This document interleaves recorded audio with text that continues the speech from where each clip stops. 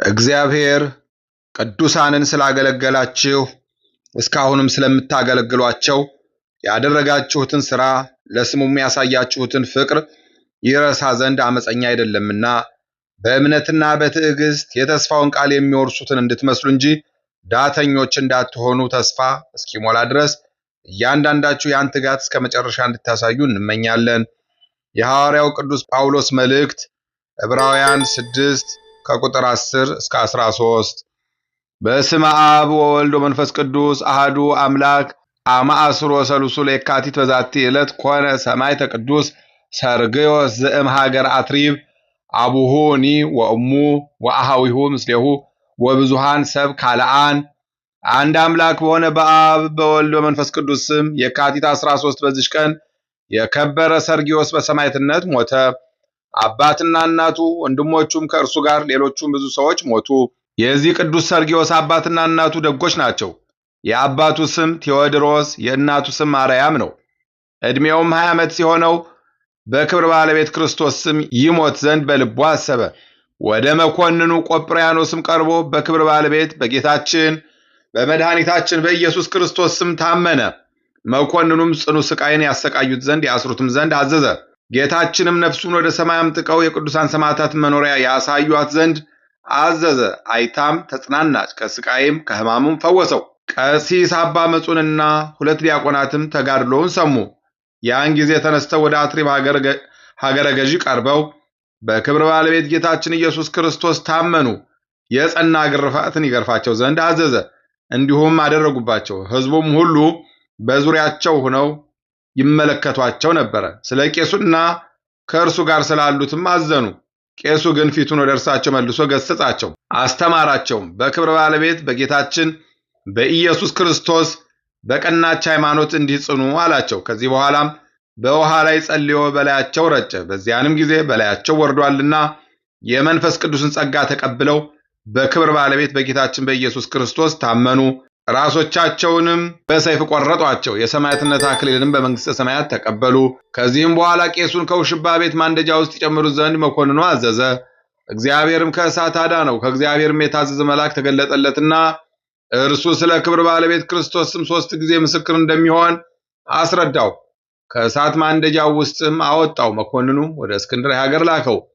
ተጋድሎንና ምስክርነቱን በዚያ ፈጸመ። የምስክርነት አክሊልንም በመንግሥተ ሰማያት ተቀበለ። ከዚህ በኋላ መኮንኑ ቆጵርያኖስ የከበረ ሰርግዮስን ያቀርቡት ዘንድ አዘዘ። ታላቅ ስቃይንም አሰቃየው። የነሐስ መንኮራኩሮችም አምጥተው ከውስጣቸው አስገብተው አበራዩት። ሕዋሳቱ 4 ክፍል ሆኖ ሥጋ ሁሉ ተቆራረጠ። ጌታችንም አድኖ ያለ ጉዳት በጤና አስነሳው። ዳግመኛም እንዲሰግድለት ጣዖትን አመጡ። ቅዱሱ ግን ሲረግጠው ወድቆ ተቀጥቅጦ ደቀቀ። መኮንኑ ቆጵርያኖስም አይቶ በክብር ባለቤት በጌታችን በመድኃኒታችን በኢየሱስ ክርስቶስ አመነ። አምላክ ቢሆን ራሱን ማዳን በቻለ ነበር አለ። ከዚህ በኋላ የጭፍራ አለቃ ስሙ አውሄዎስ የሚባል የከበረ ሰርግዮስን ፈልጎ ያዘው፣ ቆዳውንም ገፈፈው። በተቀላቀለ ኮምጣጤና ጨው ቁስሉን ያሹት ዘንድ አዘዘ። ጌታችን ግን በስቃዮቹ ላይ ያጸናውና ያበረታው ነበር። እናቱና እህቱ ሰምተው ወደ እርሱ መጡ። ባዩትም ጊዜ በላዩ አለቀሱ። ከሐዘንም ብዛት የተነሳ እህቱ ነፍሷን አሳለፈች። የከበረ ሰርግዮስም ስለ እህቱ ወደ ጌታችን ጸለየ። ከሞትም ድና በሕይወት ተነሳች። ያን ጊዜ የሰማዕታትን ገድል የሚጽፍ የአቅፋህስ ሀገር ሰው የከበረ ዩልዮስ መጣ። ገድሉንም ሁሉ ከእርሱ ተረዳ። ለሥጋውም እንደሚያስብ ቃል ገባለት። ከዚህም በኋላ ደግሞ የከበረ ሰርግዮስ በመንኮራኩር ውስጥ ያሰቃዩት ዘንድ በጆሮዎቹም የእሳት መብራቶች እንዲጨምሩ የእጆቹንና የእግሮቹን ጥፍሮችም እንዲነቅሉ በአንገቱም ከባድ ድንጋይ አንጠልጥለው በብረት አልጋ ላይ አስተኝተው ከበታቹ እሳት እንዲያነዱ አውሄዎስ አዘዘ። እንዳዘዘውም አደረጉበት። ጌታችን ኢየሱስም ያጸናውና ያለ ጥፋትን በጤና ያስነሳው ነበረ። የሰራዊት አለቃ አውሄዎስም አሰቃዮቱን በደከመ ጊዜ ራሱን በሰይፍ ይቆርጡ ዘንድ አዘዘ። የከበረ ሰርግዮስም ሰምቶ እጅግ ደስ አለው። ወደ አባቱና ወደ እናቱ ወደ ወንድሞቹም ላከ። ዘመዶቹም ሁሉ የእርሱ የሆኑ ሰዎችም መጡ። በአፉም ልጓም ለጉመው ቸብቸቦውን እንደሚቆርጡት ሲስቡት አገኙት። መኮንኑን የረከሱ ጣዖታቱንም ረገሙ። መኮንኑም የከበረ ሰርግዮስ ጋር ሁሉንም ቸብቸቧቸው እንዲቆርጡ አዘዘ። በመንግሥተ ሰማያትም የሰማዕትነት አክሊልን ተቀበሉ። እንዲህም ሆነ፣ ከሕዝቡም ውስጥ አንድ ታናሽ ሕፃን እግዚአብሔር ዓይኖቹን ገልጦለት የቅዱሳን ሰማዕታትን ነፍሶቻቸውን መላእክት ወደ ሰማይ ሲያወጧቸው አይቶ ጌታዬ ኢየሱስ ክርስቶስ ሆይ ይቅር በለኝ እያለ በከፍተኛ ቃል ጮኸ። እናትና አባቱም መኮንኑ ሰምቶ ስለ እርሱ እንዳያጠፋቸው አፉን የሚዘጉ ሆኑ።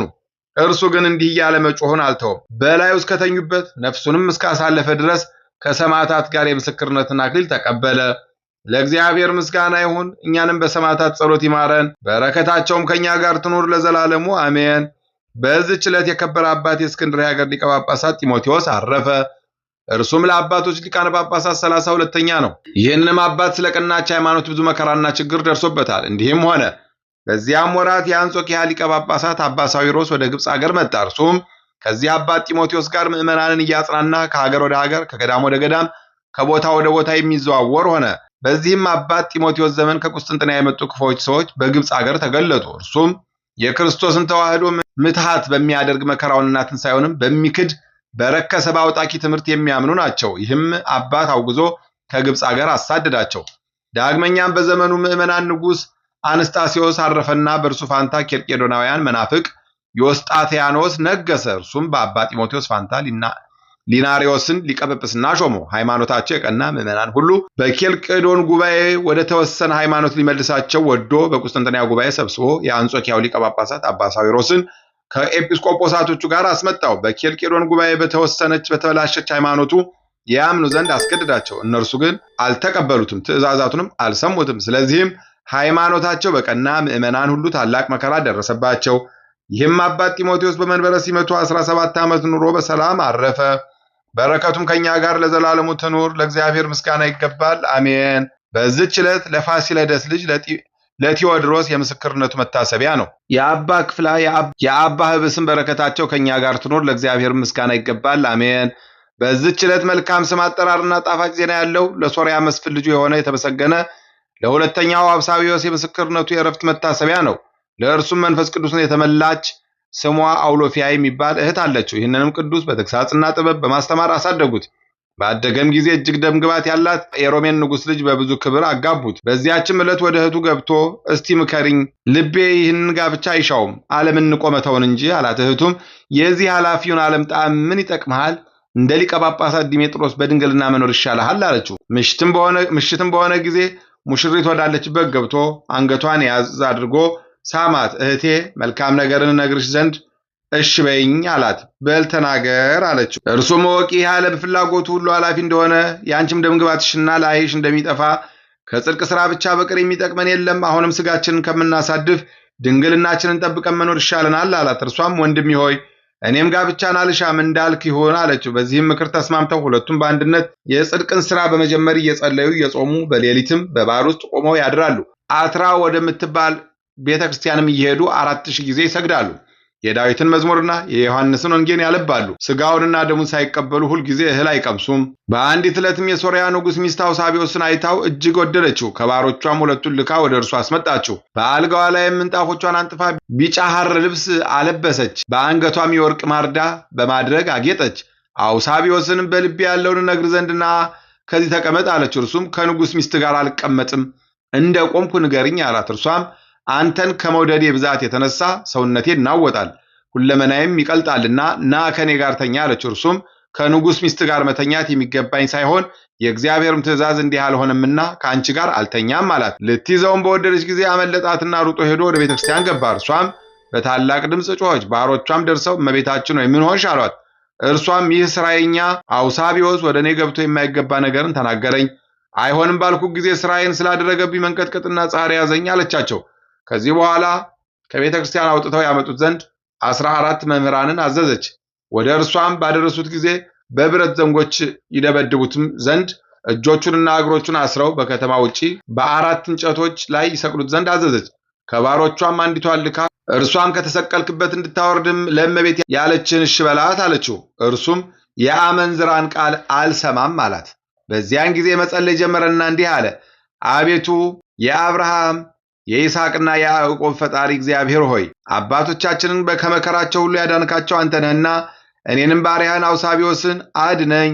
ዳንኤልን ከአንበሶች አፍ፣ ሶስናን ከረበናት እጅ ያዳንክ አንተ ነህ። ያለ አንተ ረዳት የለኝምና ከአመፀኛይቱም ከግፈኛይቱ ሴት እጅም አድነኝ። ከዚህ በኋላ ዳግመኛ አንገቱን በገመድ አንቀው በ160 ፍላጻዎች ይነድፉት ዘንድ አዘዘች። ይህንንም ባደረጉት ጊዜ የመላእክት አለቃ ቅዱስ ሚካኤልና ገብርኤልን ጌታችን አዘዛቸው። እነርሱም ከሰውነቱ ውስጥ ፍላጻዎቹን አወጡ። ያለ ጉዳትም ጤነኛ ሆነ። ንጉሡም ከሄደበት በገባ ጊዜ ለስቅላትና ለሞት አሳልፈሽ የሰጠሽው የአውሳቢዎስ በደሉ ምንድን ነው ብሎ ጠየቃት። የንጉሡም ሚስት ለአንተ መናገርን እፈራለሁ፣ አንተንም እፈራለሁ አለችው። አትፍሪ በይ ንገሪኝ አላት። እርሷም ብቻዬን ተቀምጬ ሳለሁ ይህ ሥራየኛ ሰው ወደ እኔ ገብቶ ሊናገሩት የማይገባ ሥራ ለመነኝ፣ በከለከልኩትም ጊዜ በሥራዬው አሳመመኝ አለችው። ንጉሡም አውሳቢዎስን ከተሰቀለበት አውርደው ወደ እርሱ ያቀርቡት ዘንድ አዘዘ። ሲቀርብም ንጉሡ አውሳቢዎስን በሚስቴ ላይ ክፉ መስራትን ለምን አሰብክ አለው። አውሳቢዎስም ይህ ነገር እውነት ይመስልሃልን ብሎ መለሰለት። ንጉሡም ይህ የምሰማው ነገር እውነት ነውን በማለት ባሮቹን መረመራቸው። እነርሱም ጌታችን ንጉሥ ሆይ፣ እኛ ግን ጩኸት ሰምተን ወደ አዳራሹ በደረስን ጊዜ ንግሥት እመቤታችንን እየጮኸች አገኘናት። ምን ሆንሽ ባልናት ጊዜ ይህንኑ ነገረችን አሉት።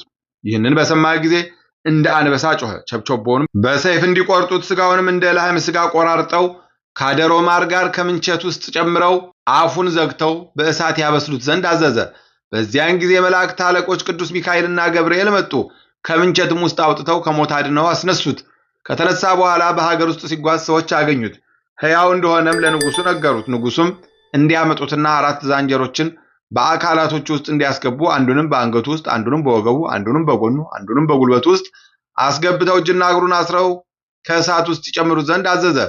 የከበሩ ሚካኤልና ገብርኤል መጥተው እሳቱን አቀዘቀዙት። የመላእክት አለቃ ቅዱስ ዑራኤልም ነጥቆ ወደ ሰማይ አሳረገውና በዚያ 14 ዓመት ኖረ። ከዚህም በኋላ ወደ ምድር ተመልሶ ወርዶ የወንጌልን ሃይማኖት አስተማረ። 40 ዓመት ኖረ። በእርሱም ትምህርት 85,000 አረማውያን አመኑ። ጌታችን ኢየሱስም ስሙን ለሚጠራ መታሰቢያውን ለሚያደርግ እስከ 7 ትውልድ ሊምርለት ቃል ኪዳን ሰጠው። ለእግዚአብሔር ምስጋና ይሁን፣ እኛንም በጸሎቱ ይማረን፣ በረከቱም ከኛ ጋር ትኑር ለዘላለሙ አሜን። በዚህች ዕለት የሄርማኖስ ልጅ የሰማዕት ፊቅጦር የልደቱ መታሰቢያ ነው። በረከቱ ከኛ ጋር ትኑር፣ ለእግዚአብሔር ምስጋና ይሁን አሜን። አንድ አምላክ በሆነ በአብ በወልድ በመንፈስ ቅዱስ ስም የካቲት 14 በዚች ቀን የእስክንድርያ ሊቀ ጳጳሳት የከበረ አባት ቄርሎስ አረፈ። እርሱም ለአባቶች ሊቃነ ጳጳሳት 75ኛ ነው። ምስጋና ይሁን ለአብ ለወልድ ለመንፈስ ቅዱስ አንድ አምላክ በሚሆን ዛሬም ዘወትርም ለዘላለሙ አሜን።